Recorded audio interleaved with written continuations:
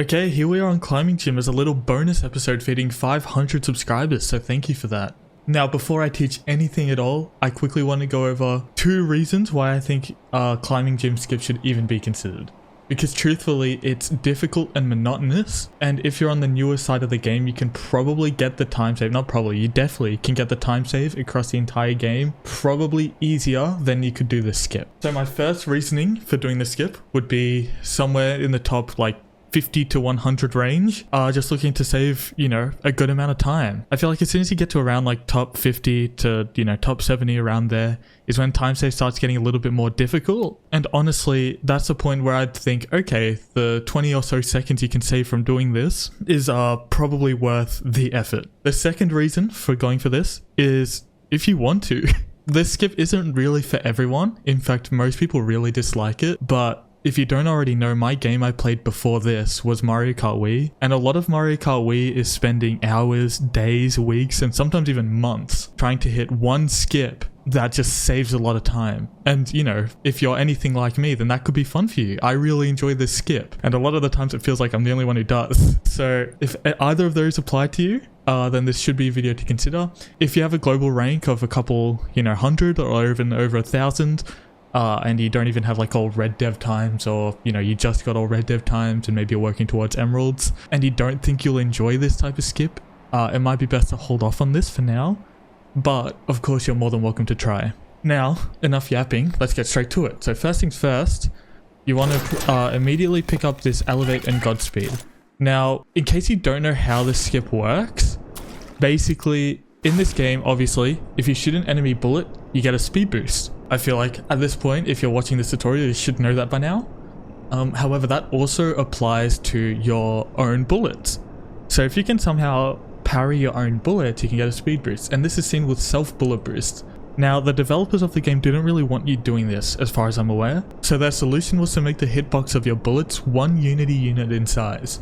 For reference of how small that is, I'll put it on screen now. This is why self-bullet boost is so difficult, and it's why this level isn't exactly 100% consistent. Now, I'll be trying to teach you to make it as consistent as you can. I feel like I'm probably the person who has the most consistency with this. And even then, sometimes it can take upwards of like 15 minutes to get the skip once. So again, before we even get started, first things first, if you've followed my how to mod neon white tutorial, which will be in the iCard in the top right and also in the description, you should have Melon Preferences Manager like this.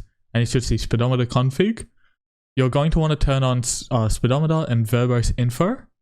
And if you installed event tracker from that, you want to go to event customization and turn on parry and not really anything else. Player death and triggers I have on just because I never turn them off, but you know, they're not really important. Just make sure you have parry on and then obviously have show on ending only false. That way you can see it as you're playing. So this way you'll get a bunch of these numbers on the screen. Now, these numbers are not needed for a run. I'll explain in a second kind of my visual indicator I use anyway. But if you look on the second row of numbers in the second column, so right now that number is 1.26, this is the number you're kind of looking at. And this number goes up or down depending on how vertically you look. For this skip, you need to be looking around the ranges of 0.5 to like 1.3-ish, 1.2 maybe. So 0.5 to 1.2. The ideal number I like to look for is like 87 or 89, like 0.87, 0.89. And these, like this range was brainstormed by Asher and Dempsey, as far as I'm aware. So thank you very much for both of them. I find, yeah, 87 is usually the sweet spot. However, if you don't have speedometer or don't want to use speedometer, the visual lineup I use is if you look at this crystal at the end, as long as you look between, like if you're back here, if you look between the top of the crystal and the middle of the crystal, so somewhere in this range, it usually falls pretty nicely in there. So I'll try and show it here, where if I turn off the speedometer and reset, you'll see if I turn this corner and aim between the top and middle of the crystal, and if I turn on speedometer, you'll see, whoops, save preferences, you'll see, yeah, there we go, negative 0.72. So just looking in that range usually lines you up pretty nicely. And when I'm going for attempts, that's what I kind of line up with. I don't really use the numbers at all. I find it too difficult to line up by basing it on the numbers, so I prefer to have that visual lineup. But yeah, that's a roughly where you want to be looking, and I'll keep this on in the meantime. Now next up is the actual getting bullet boost part.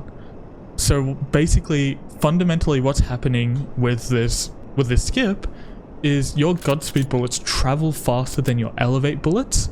So if you constantly swap between shooting with your Elevate and Godspeed at a correct angle, then those bullets will collide in the air and give you the same speed of a self bullet boost. Now, you only need one to make it across. However, that one needs to be very well timed, and you need to get a pretty solid coyote as well. So ideally you get 2 or 3. 2 makes it more viable, and if you get 3, like, you know, of these bullet boosts, then that makes the skip pretty comfortable. The most I've gotten is 4. But yeah, your goal is to make it onto a pixel ledge on this arch kind of asset. And this arch asset is even used on something like Elevate Traversal 1, where right here you kind of land on a pixel ledge, and if you notice, this asset here is the exact same arch, just scaled up. So you're landing on the same pixel ledge, just on a smaller archway asset. Now my visual reference for where that pixel ledge is you see this diagonal shadow here? It's like, it's a little bit below the bottom of this shadow. So I'd say around here. But on, you know, this face of the archway. So I'd say it's around like right here, like in this range here is where the pixel ledge is. So you actually need to get a good amount of distance to make it there. Now as for what you actually do, there's kind of 2 things that are really important. There's your clicking speed. This ensures that when you're swapping between the cards, the bullets come out as soon as they can, which is very important, especially on the swap from the Elevate to the Godspeed. And then the second thing that's important is exactly that, is the rhythm in which you swap at. Now, the rhythm that you're kind of supposed to swap at is every 0.150 seconds, but that is way easier said than done. So what you can do to get your to get a reference for how good your swap timing is if you go to event customization, you can put on swap, and you'll see whenever you swap, it tells you the time in which that happens. And you'll see just from that just me swapping randomly, that's almost 150. That was a little too slow, but yeah, around that pace. I'm gonna play with that off though. Now, I'd say the most difficult part about this skip is being able to click fast without moving your mouse. And there's a few ways to go about this. So me personally, I have a pretty heavy mouse, so I'll put my camera on screen now. But when I'm clicking, I raise my palm off of the mouse, and that way if I jitter click, my mouse barely moves. So an attempt would look something like this. My average attempt, aim in the spot, start jitter clicking, and get some swaps out. Another option, of course, is to just lower your sensitivity, which will make the kind of beginning a little bit more uncomfortable, but even it might make your mouse a little sensitive to movement. And another option I've seen is people rebind their shoot to a button on their keyboard. This way they don't actually have to touch their mouse after they've, you know, aimed in the spot, and they can spam their shoot button on their keyboard. And rather than going for a coyote, they just jump at the end of the waterway. Experiment around. I personally prefer just, you know, clicking in place. That's what's always kind of worked for me. But don't underestimate the importance of click speed when it comes to consistency with this trick. I'll put a comparison on screen now of someone who was asking for advice as to why, you know, they might not be getting the skip, and you can see the difference in the click speed between me and this person. I've blurred their name out because I don't know if, you know, this is something they want to be shown. As for actually attempting, you know, the skip, you start back here by shooting your Elevate bullets. I personally like to shoot a few bullets out to kind of get into the rhythm of, you know, my jitter clicking. And then this was taught to me by Asher also, is that if you tap D and swap towards the trail end of your like movement sideways, the bullets actually kind of line up nicely, and I find that it gives me boost a little more consistently. But I actually don't really know how placebo that might be. Now from there, once you're clicking as fast as you can and you're looking in the right spot, you kind of just need to get good swap timing. When I teach this trick, the thing that I always like to mention is that it's... So there you can see in the top left I got 2 boosts. So if I Coyote, that had a solid chance of making it. But the thing that I always like to mention when it comes to learning this trick is that, in my opinion, it's better to swap too fast than too slow. Because each are as detrimental to consistency as the other. If you swap too slow, then none of the bullets are going to collide and you're not going to make it. And if you swap too fast, no bullets will come out and you're not going to make it. The difference is you can tell if you're swapping too fast because no bullets will come out. So if you're swapping too fast, you'll notice that some of your bullets won't be coming out, to be honest. Right now I actually can't press the swap button fast enough for that to be an issue because it's so cold. And my hands are freezing, so they can't actually move that fast in the first place.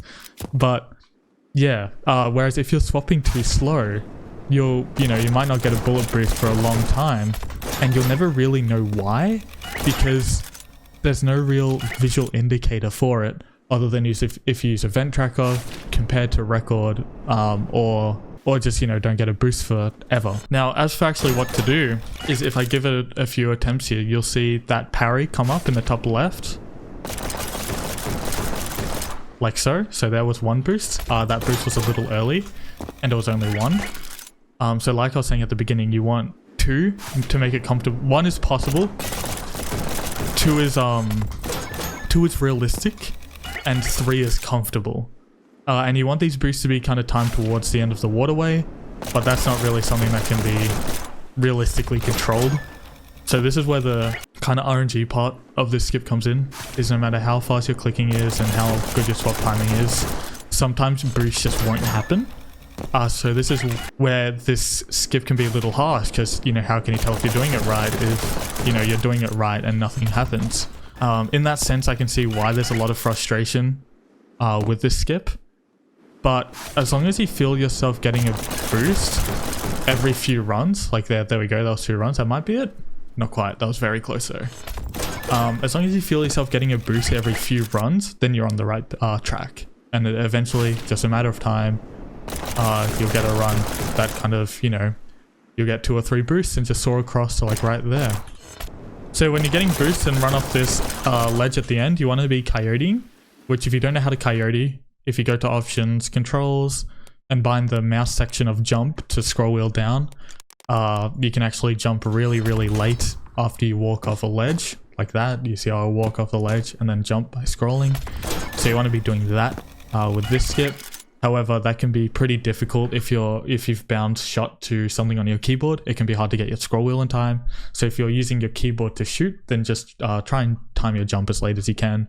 You might need better boosts to make it across, but as long as your shooting consistency is better doing that, it's probably beneficial in the long run to, do what you're comfortable with in regards to shooting.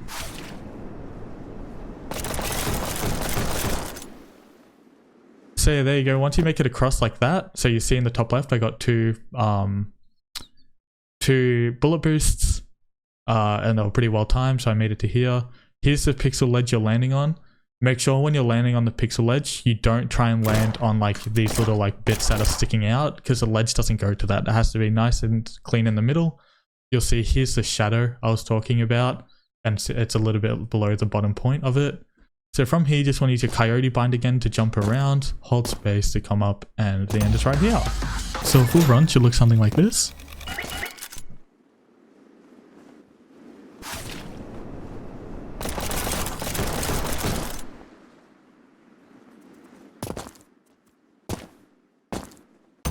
And yeah, there you go. Just got to keep resetting until the run where you get several boosts, and hopefully that's enough to make it. Now, a few more things I kind of want to go over that I feel like might be important to keep in mind. Firstly, I don't know how true this is, to be honest, like objectively true, but in my testing, I've found more consistency the higher FPS I play on. So if you play on a lower FPS, anything kind of like below 60 or even 60 to 100 is probably not the greatest. Unfortunately, you might have a harder time with the skip. Secondly, if you're not getting boosts, my first thing I always tell people to look at is their clicking speed. So maybe compare your clicking speed with the clicking speed in the runs that I've hit it in this video, or even my record. input display works great for that. You can usually just eyeball if you're clicking slow or too fast. Well, not too fast. You can usually just eyeball if you're clicking slower. And then other than that, it comes down to angle. Maybe your angle will be off. Maybe your visual lineup might be a little bit different depending on your FOV. For context, I play on 95 FOV. So if you want to use my lineup that I showed at the beginning, it's probably a good idea to be on my FOV. And then other than that, it's swap timing. If your bullets are coming out, that probably means you're swapping too slow. And if your bullets aren't coming out, you're swapping too fast. And other than that, it's just a matter of throwing yourself at it until you get it. Best of luck. It's definitely a tricky one, but it saves it saves so much time, and it's super satisfying to go for and have close attempts and hit. In my opinion, I really love getting boosts and close attempts and such.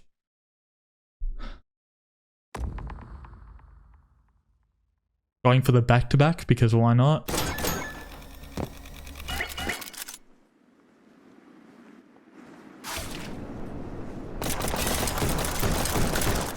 Oh, and I got it. Okay, cool. Alright, that's another back-to-back. Alright, I'm ending the video with that. Best of luck, you guys got it.